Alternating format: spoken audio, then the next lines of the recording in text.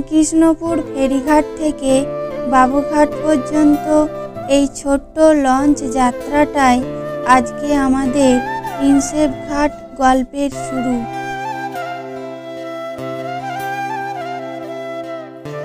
Launch থেকেই চোখে পড়ে বাবুঘাটের পুরনো স্থাপত্য। শহরের তাড়াহুড়োর মাঝেও এই জায়গাটার একটা শান্ত ধীর ছন্দ আছে। আপনারা চাইলে এই রাস্তা ধরেও প্রিন্সেপ ঘাট পৌঁছাতে পারেন, তবে আমার পছন্দ গঙ্গার পাশের আউটরাম ঘাটের এই রাস্তা।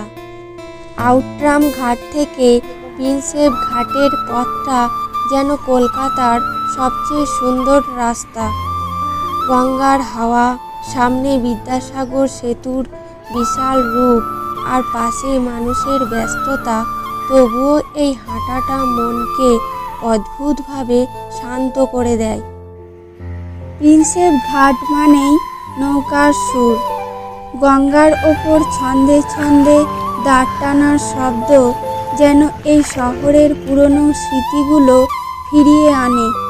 যারা এখানে আসে নৌকা ভ্রমণ না করলে যেন তাদের ভ্রমণ অসম্পূর্ণ রয়ে যায়।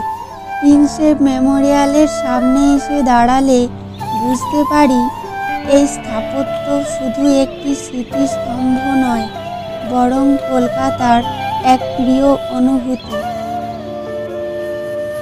প্রিন্সেপ ঘাট শুধু একটি জায়গা নয়, এটি কলকাতার সেই সন্ধ্যার গল্প, যেখানে গঙ্গার হাওয়ায় একটু থেমে গেলে মনটা হঠাৎই হালকা হয়ে যায়। যদি ভালো লেগে থাকে, সাথে থাকুন, এমন আরও মুহূর্ত নিয়ে আবার ফিরে আসব।